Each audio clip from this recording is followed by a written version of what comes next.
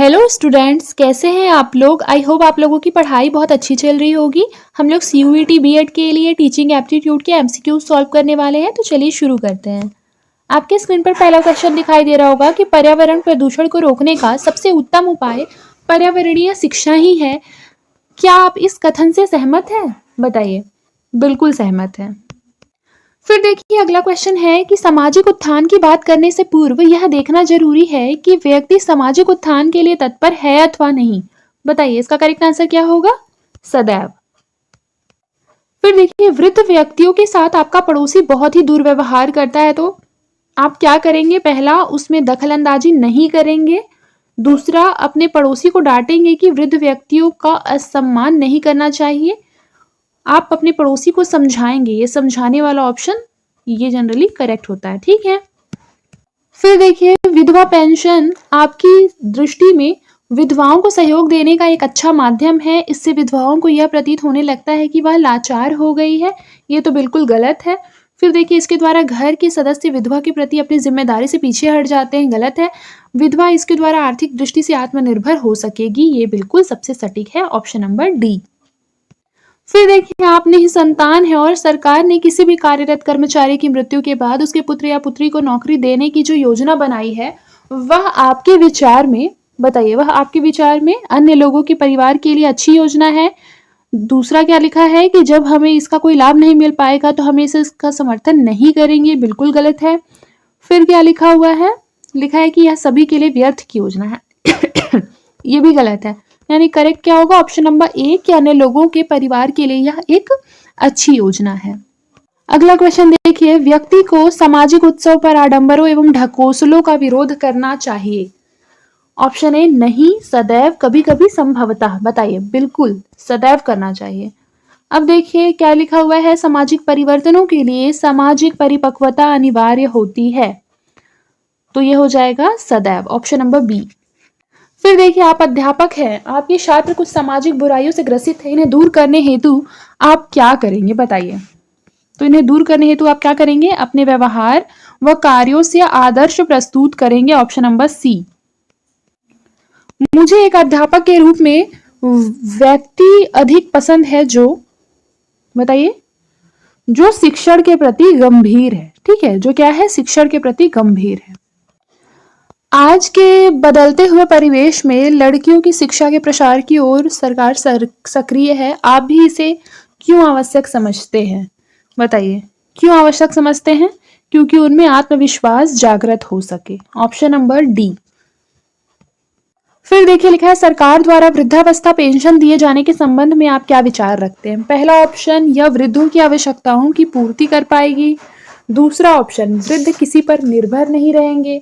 तीसरा ऑप्शन, वृद्धों को समाज में उचित सम्मान मिलेगा। ये चीज बिल्कुल सही है, ऑप्शन नंबर सी। आपकी राय में आज के युग में किसी भी राजनीतिज्ञ का चाटुकार बनना क्या है? व्यर्थ है, ऑप्शन नंबर बी। फिर देखिए अगला क्वेश्चन क्या है कि विद्यालय के प्राचार्य के द्वारा आपको एक मकान आवंटित किया जाता है। वरीयता क्रम में जिन साथी का नाम आपके पास आता है उन्हें मकान की आवश्यकता आपसे अधिक है। आपको जब इसका पता लगता है तो आप क्या करेंगे? आप उस साथी के पक्ष में मकान के आवंटन को क्या करेंगे? छोड़ देंगे, ऑप्शन नंबर ए। फिर देखिए 45 नंबर क्वेश्चन क्या कह रहा है। क्वेश्चन में लिखा है कि विद्यालय के वार्षिक समारोह में कुछ अव्यवस्था फैल जाती है। आपके प्राचार्य परेशानी में आपसे बेवजह क्रोधित होते हैं, तब आप क्या करेंगे? तो आप प्राचार्य की परिस्थिति को समझेंगे एवं उस समय उनके क्रोध को सहन कर ही शांत रहेंगे, ऑप्शन नंबर ए। अब देखिए क्या लिखा है, अनुसंधान के विषय को चुनने में शिक्षक को क्या ध्यान रखना चाहिए? तो याद रखिए क्या ध्यान रखना चाहिए। पहला, ये विषय के शिक्षा क्षेत्र से हो, किसी भी विषय पर अनुसंधान कर सकता है, ये तो गलत हो गया। केवल वह शैक्षिक समस्या जो स्वयं से संबंधित हो, तो केवल वह शैक्षिक समस्या जो स्वयं से संबंधित हो। लिखा है, श्याम पट्ट पर लिखते समय अध्यापक को किस तथ्य को ज्यादा महत्व देना चाहिए? बताइए। तो जो अक्षर सुंदर एवं स्पष्ट हो, ऑप्शन नंबर बी। अध्यापक तभी अनुशासन रख सकता है जब कक्षा में उसका व्यवहार कैसा होना चाहिए? निष्पक्ष होना चाहिए। वह सफल शिक्षक तब हो सकता है जब ऑप्शन नंबर ए कठोर अनुशासन रखता है या नियमित गृह कार्य देखता है, अच्छे अंक देता है, छात्रों की प्रगति के प्रति सजग रहता है। ठीक है, तो छात्रों की प्रगति के प्रति क्या रहता है, सजग रहता है। ऑप्शन नंबर डी इसका करेक्ट आंसर होगा। फिर अगला क्वेश्चन देखिए, एक गंभीर अध्यापक आमतौर पर कैसा होता है? तो सबसे पहला लिखा है जो विद्यार्थियों को गलतियां करने देता है, बिल्कुल गलत।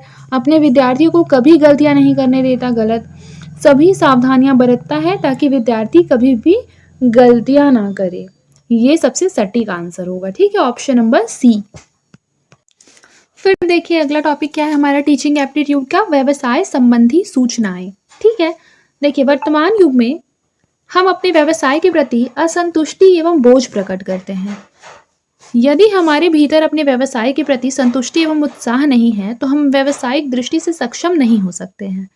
यहाँ पर कहना चाह रहा है कि बहुत से लोग क्या होते हैं कि अपने जो भी हम काम करते हैं, ठीक है, उसको क्या करते हैं, उसमें हम संतुष्ट नहीं हो पाते हैं या फिर उतने उत्साहित नहीं हो पाते हैं। ठीक है, तो इस तरीके से हमें क्या लगने लगता है, वह काम बोझिल लगने लगता है। ठीक है, तो लिखा है कि अतः हमें व्यवसाय के प्रति लगन एवं निष्ठा रखनी चाहिए। इसके लिए हमें अपने व्यवसाय संबंधी सूचनाओं से अवगत होते रहना चाहिए ताकि हम समय के साथ अपनी स्थिति को क्या करें, सर्वश्रेष्ठ बना सके।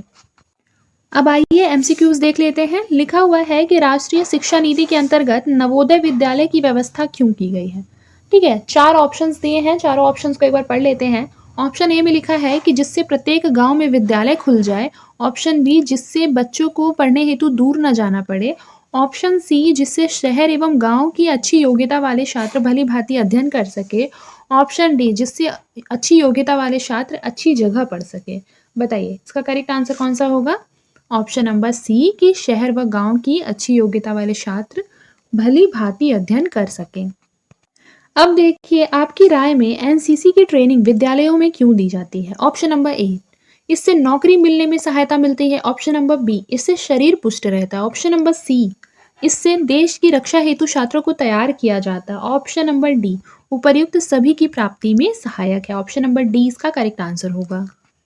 फिर देखिए अगला क्वेश्चन क्या है कि छात्र के द्वारा पाठ्य वस्तु को न भूलने हेतु निम्नलिखित में से क्या करेंगे? पहला, गृह कार्य हेतु प्रश्न देंगे। पुराने ज्ञान का नवीन परिस्थितियों में प्रयोग करेंगे। पुराने ज्ञान को दोहराएंगे, भिन्न भिन्न उदाहरण देंगे। पुराने ज्ञान का नवीन परिस्थितियों में क्या करेंगे? प्रयोग करेंगे। Option number B. अब अगला क्वेश्चन देखिए, लिखा है कि आपके युग में निर्देशन एवं परामर्श सेवाओं का बहुत महत्व है। आपकी राय में पहला ऑप्शन इसके द्वारा विभिन्न प्रकार की समस्याओं का निदान संभव है। ऑप्शन नंबर बी यह व्यर्थ की ढकोसलेबाजी है। ऑप्शन नंबर सी यह सेवाएं समायोजन की क्षमता को बढ़ाती है।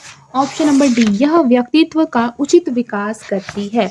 तो ऑप्शन नंबर ए इसका करेक्ट आंसर होगा कि इसके द्वारा विभिन्न प्रकार की समस्याओं का निदान संभव है। Option number A. फिर देखिए आपका समाज के प्रति निम्नलिखित में से सर्वोपरि दृष्टिकोण कौन सा है? बताइए। पहला, समाज के व्यक्तियों में से संबंध नहीं रखना चाहिए। दूसरा, केवल कुछ लोगों से ही संबंध रखना चाहिए। तीसरा, सभी के साथ संबंध रखना चाहिए, उन्हीं लोगों से संबंध रखना चाहिए जो भविष्य में काम आए। तो बताइए आप इसका करेक्ट आंसर बताएंगे कमेंट बॉक्स में, इसका आप क्या टिक करेंगे करेक्ट आंसर। ठीक है, फिर देखिए प्लेटो के अनुसार शिक्षा की मुख्य भूमिका कौन सी है?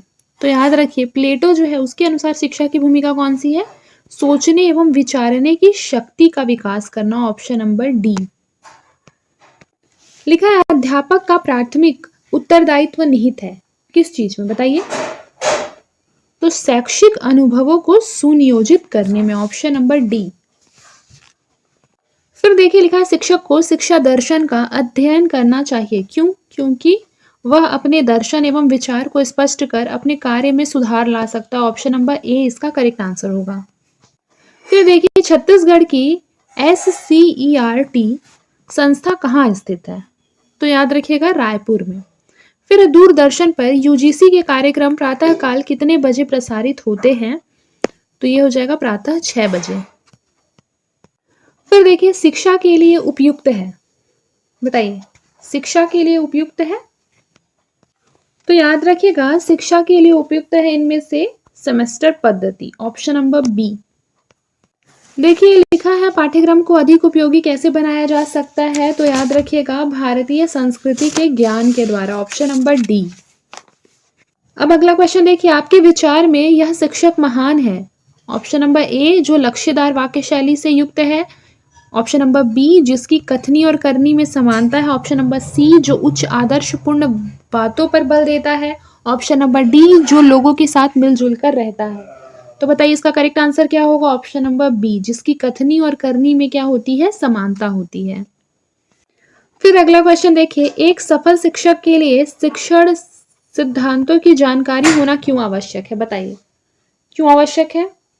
ऑप्शन नंबर ए इससे अनुशासन बनाए रखने में मदद मिलती है, इसके द्वारा पाठ्यक्रम शीघ्र समाप्त हो सकता है, इसके द्वारा छात्रों को विषय वस्तु को सरल तरीके से समझाया जाता है शिक्षण सिद्धांतों के द्वारा।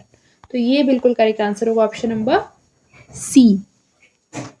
फिर देखिए क्या लिखा है, वर्तमान युग में इस बात पर क्यों बल दिया जाता है कि अध्यापक को मनोविज्ञान का ज्ञान होना आवश्यक है, जिससे वह पाठ को बच्चों के स्तर के अनुकूल बना सके, इसलिए। ठीक है, ऑप्शन नंबर बी। वो कहते हैं ना कि बच्चों को बच्चों की भाषा में समझाया जाता है, बिल्कुल वैसे। अब अगला क्वेश्चन देखिए, राष्ट्रीय शिक्षा नीति 1986 की समीक्षात्मक दस्तावेज जिसका शीर्षक जो है वो towards an enlightened and human society किसकी अध्यक्षता में तैयार किया गया था, तो इसका जो करेक्ट आंसर हमारा हो जाएगा ये हो जाएगा ऑप्शन नंबर बी आचार्य राममूर्ति।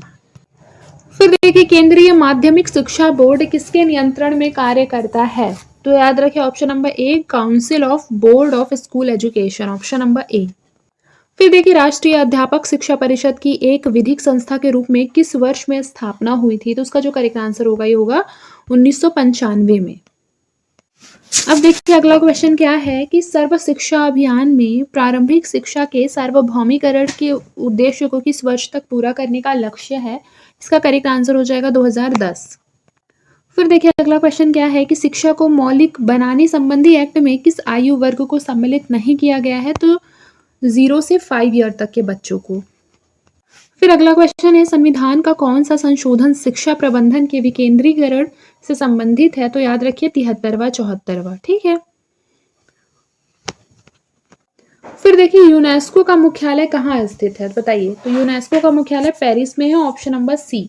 मॉन्टेसरी शिक्षा पद्धति का विकास किस देश के शिक्षाविद ने किया था, बहुत इंपॉर्टेंट क्वेश्चन है, तो याद रखिएगा किसने किया था, इटली ने, ऑप्शन नंबर बी।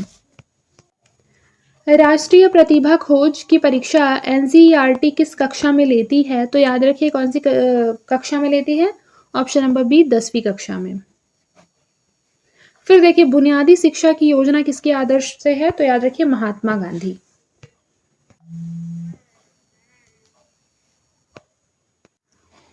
आज के लिए बस इतना ही, मिलते हैं नेक्स्ट क्लास में, तब तक के लिए अपना ख्याल रखें, मन लगाकर पढ़ाई करते रहें।